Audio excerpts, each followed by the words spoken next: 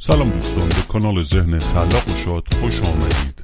در این ویدیو می‌خواهیم در رابطه با 7 روش کاهش هورمون کورتیزول که مربوط به استرس میباشد رو بررسی کنیم. اما اول ببینیم که استرس چگونه در بدن به وجود میاد. کورتیزول اصلی ترین هورمون استرسه که به بدن کمک میکنه تا با استرس سازگار بشه. به عنوان مثال اگه خودرویی در خیابان قصد برخورد با شما رو داره، غدد آدرنال شما کورتیزول ترشح میکنه تا قند خون شما رو بالا ببره و به سرعت به شما انرژی میده تا بتوانید سریعا حرکت کرده و خودتان رو از مسیر خود رو دور کنید. این واکنش بدن کاملا طبیعیه و بخشی از مکانیسم مبارزه یا فرار بدن برای ایمن نگه داشتن شما طراحی شده است. با این حال اگه سطح هورمون کورتیزول برای مدت زیادی بالا بمونه به دلیل استرس یا یک رژیم غذایی نامناسب کنترل نگه دارید، بدن دچار برخی از مشکلات عمده سلامتی خواهد شد. به عنوان مثال اگه کورتیزول بالایی دارید ممکنه بین ساعت 2 تا 3 نصف شب با ذهنی بسیار مغشوش و فعال از خواب بیدار شوید. این بدین دلیله که بدن شما در حالت جنگ و گریز ناشی از کورتیزول در زمانی است که باید استراحت کنه، اما باعث بیدار شدن شما می شود. به مرور زمان ممکنه متوجه شوید که باسن و عضلات با افزایش چربی در شکم کوچک میشن، زیرا کورتیزول عضله پا رو به قند تجزیه میکنه و سپس انسولین آن را به چربی بدن تبدیل میکنه. افرادی که به فشار خون بالا مبتلا هستند سطوح بالاتری از کورتیزول در خون دارن که باعث جمع شدن مایعات میشه که به قلب فشار وارد میکنه. افراد دچار استرس همچنین اغلب دچار تبخال میشن یا زمانی که کورتیزول اونها بالاست سرما میخورن، زیرا سیستم ایمنی بدن رو سرکوب میکنه. همینطور افراد دیابتی احتمالاً کورتیزول بالایی دارن، زیرا کورتیزول قند خون رو بالا میبره و باعث ایجاد مشکلاتی در تنظیم قند خون میشه و سبب حملات مکرر رفلاکس اسید معده یا حتی زخم معده میشود. و این به دلیل اینه که کورتیزول هورمون‌های گوارشی رو از کار میاندازه و باعث ایجاد مشکلاتی در معده و سیستم عصبی میشه.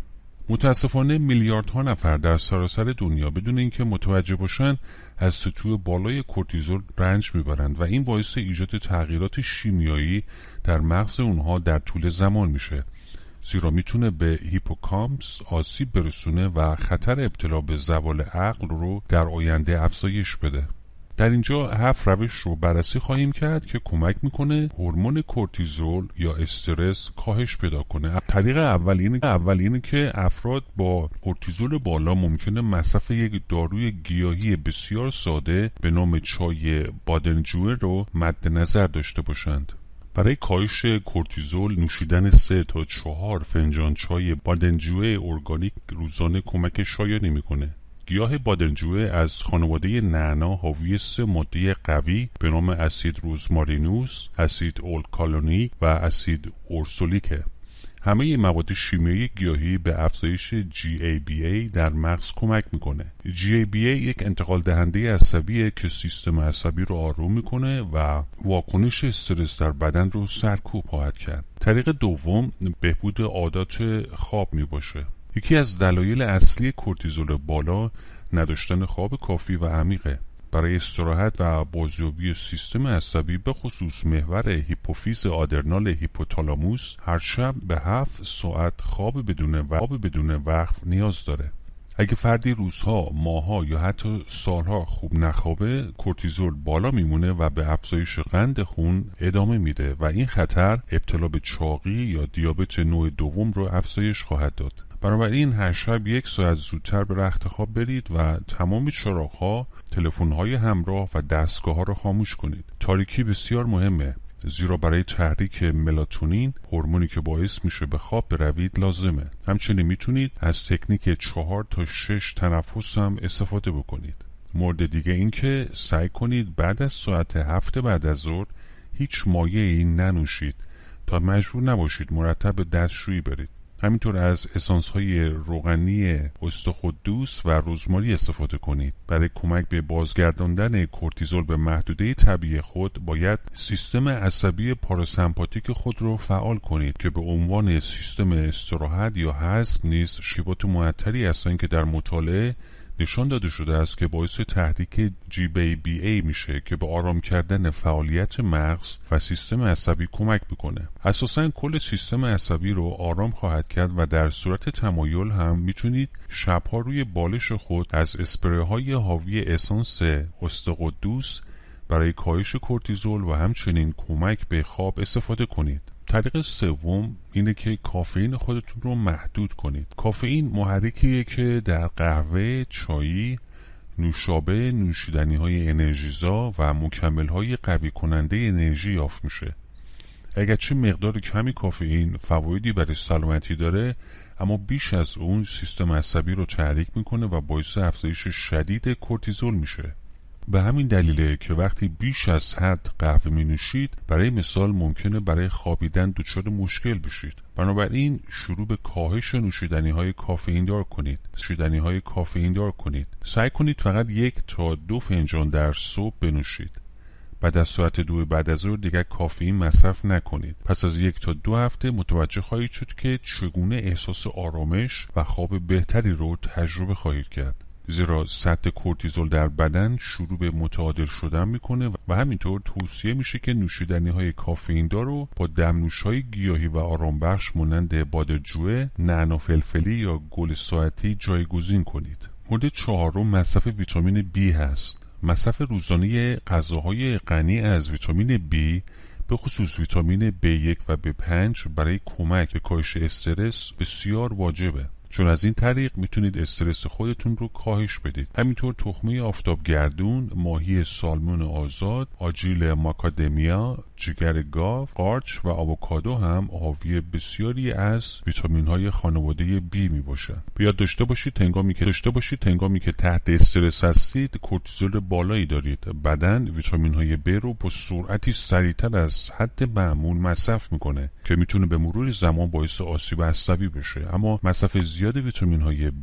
به جلوگیری از این آسیب‌ها کمک شایانی میکنه و باعث آرامش اعصاب میشود. طریق پنجم ورزش و فعالیت بدنیه که به مغز کمک میکنه تا بدن رو از حمله استرس محفوظ داشته و همچنین به واکنش مبارزه یا فرار از استرس یاری میکنه و این باعث میشه که سطح کورتیزول در بدن متعادل بشه. وقتی در بدن کورتیزول آزاد میشه، بدن سعی میکنه با استرس بجنگه و یا از اون فرار بکنه. اما گاهی اوقات در موقعیت خطرناکی نیستیم. در واقع این فقط احساس و استرس ذهنیه که واکنش مبارزه یا فرار رو تحریک میکنه. برای خلاصی از این مشکل میتونید راهپیمایی در طبیعت و پیاده‌روی طولانی مدت و آهسته رو به مدت حداقل مکانهایی که گیاهان زیادی وجود دارن مانند پارک، جنگل و کوهستان انجام بدید. فقط از این طریقه که بدن به سوزاندن انرژی اضافی و کاهش سطح کورتیزول به شما کمک میکنه. اما چرا راهپیمایی در محیط‌های سبز به ما احساس آرامش میده؟